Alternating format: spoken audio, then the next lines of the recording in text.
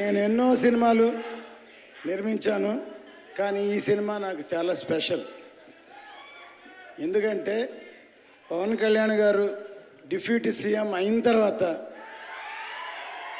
Release అయ్యే మొట్టమొదటి cinema కాబట్టి నాకు ఈ సినిమా ఎంతో స్పెషల్. అంతేకాకుండా ఇటువంటి సినిమా ఖుషి లాంటి సినిమా కాకుండా ఒక historical film, historical background, pan India film. First time Pawan Kalyan గారు యాక్ట్ చేసే పాన్ ఇండియా ఫిలిం నిర్మించినందుకు నాకు ఎంతో గర్వంగా ఉంది.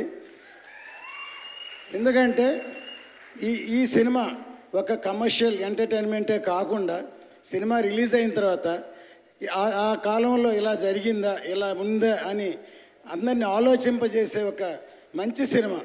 ఎందుకంటే సినిమాలు తీసిన తర్వాత ఎంతో కొంత మెసేజ్ చెప్పాలన్న ఉద్దేశం.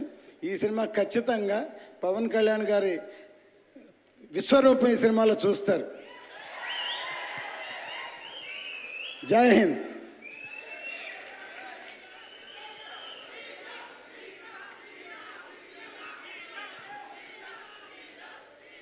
ఫ్యాన్స్ అందరికీ నమస్కారం. అండ్ ఆంధ్ర లాంటి ఫ్యాన్స్కి నమస్కారం. ఈ టైటిల్ హరిహర వీరమల్లు, ఈ టైటిల్ పెట్టింది డైరెక్టర్ క్రిష్ గారు. ఆయనకి చాలా థ్యాంక్స్ చెప్పాలని కొట్టుకుంటున్నాను. అండ్ ఈ సినిమాలో బాబీ డియోల్ ఔరంగజేబ్ రోల్ పోర్ట్రేట్ చేస్తున్నారు. ఔరంగజేబ్ రోల్ అంటే very powerful Mughal king. And అతను ఇండియా మొత్తం కాంకర్ చేశారు. ఫ్రమ్ ఇండియా అంటే ఇప్పుడుండే ఇండియా కాదు, అటు ఆఫ్ఘనిస్తాన్ నుంచి శ్రీలంక దాకా అంత పెద్ద పవర్ఫుల్ రూలర్. అంత పెద్ద రూలర్కి నిద్ర పట్టేది కాదు, ఒకే ఒక వ్యక్తిని చూస్తే నిద్ర పట్టేది కాదు. అది ఎవరంటే మన ఛత్రపతి శివాజీ. ఆయన ఉన్నంత వరకు నిద్ర పట్టేది కాదు. ఎప్పుడప్పుడు అతను ఎలా అటాక్ చేస్తే భయంతో ఉండేవాడు. ఆయన ఒక ఫీవర్ వల్ల 1680లో చనిపోయారు. ఈ కథ హరిహర వీరమల్లు 1684లో స్టార్ట్ అవుతుంది. అదే ఛత్రపతి శివాజీ తను చనిపోయేటప్పుడు తన కోరిక ఏంటంటే మొఘల్స్ దగ్గర నుంచి జ్యోతిర్లింగాన్ని కాపాడాలి, అటు కాశీ విశ్వనాథ్ టెంపుల్ కాపాడాలని అతను మళ్ళీ ఉండి చేసే ప్రయత్నమే హరిహర వీరమల్లు.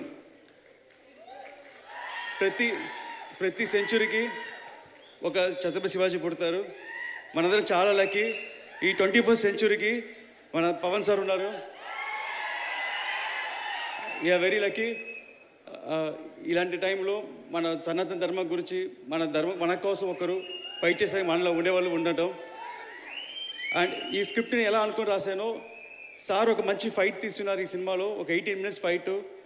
ఆ ఫైట్ అంశం చూస్తే రియల్గా బ్యాటిల్ ఫర్ ధర్మ మీకు కనిపిస్తుంది. దాని ఒక ఇన్స్పిరేషన్తో మొత్తం ఒక స్క్రిప్ట్ ఒక షేప్ మారింది. So thank you sir. And first ఆ ఫైట్ ఎడిట్ చేసి నేను డైరెక్టర్ త్రివిక్రమ్ గారికి చూపించాను. నేను చూపించగానే సారు ఒకసారి ఫీల్ అయ్యి నాకు చూడగానే కంట్లో నీళ్ళు వచ్చిందని చెప్పి అప్రిషియేట్ చేశారు. చాలా థ్యాంక్స్ సార్.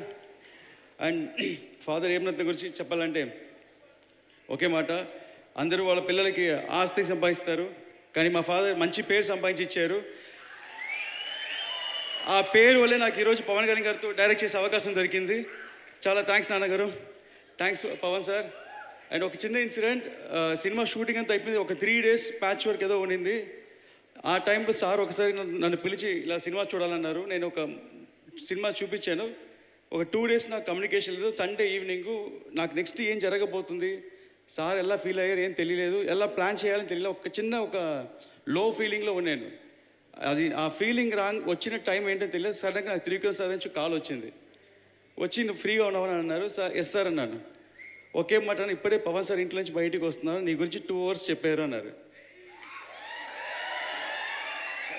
చెప్పగానే అప్పుడు ఒక మాట, ఒక టెక్నీషియన్కి ఎంత సంపాదించి డబ్బులు ఇచ్చినా సరిపోదు, వాళ్ళకి కాంప్లిమెంట్ ఇస్తేనే ఇష్టం. నేను 2 hours కాంప్లిమెంట్ చేశారన్నారు. అప్పుడు నాకు తెలియని సంతోషం, కానీ నా కంట్లో టీఎస్ కారుతుంది. సో ఎవ్రీ సీన్ నేను సార్తో చేసేటప్పుడు సార్ దగ్గర ఒక గుడ్ అనిపించుకోవాలి, వెరీ గుడ్ అనిపించుకోవాలి అనేది చేస్తాను నేను. సో థ్యాంక్స్ సార్, మూవీ చాలా బాగా చేశాను sir. And thank you so much sir for giving this opportunity. And మీ ఫ్యాన్స్ మేము అందరి సినిమా చూసి గర్వపడతాం. Thank you so much. ఈ సినిమాలో పనిచేసిన అందరికీ సభాముఖంగా చాలా కష్టపడి చాలా కాలం వేసింది. ముఖ్యంగా కీరవాణి గారు అద్భుతంగా బ్యాక్గ్రౌండ్స్ మ్యూజిక్ ఇచ్చారు. ఆయనకి సభామూలంగా నా కృతజ్ఞతలు. ఇక కెమెరామ్యాన్ కీరవాణి గారికి, మన కెమెరామ్యాన్ గారికి, ఇక్కడికి పిలవగానే వచ్చిన మంత్రివర్యులు అందరికీ, మన కర్ణాటక నుంచి వచ్చిన ఫారెస్ట్ మినిస్టర్, తర్వాత మన ఆంధ్ర నుంచి వచ్చిన మన సినిమాటోగ్రఫీ మినిస్టర్, తర్వాత మన డిప్యూటీ స్పీకర్, అందరికీ ధన్యవాదాలు. ప్రతి వారికి పేరు పేరున సినిమాలో చాలా కష్టపడ్డారు.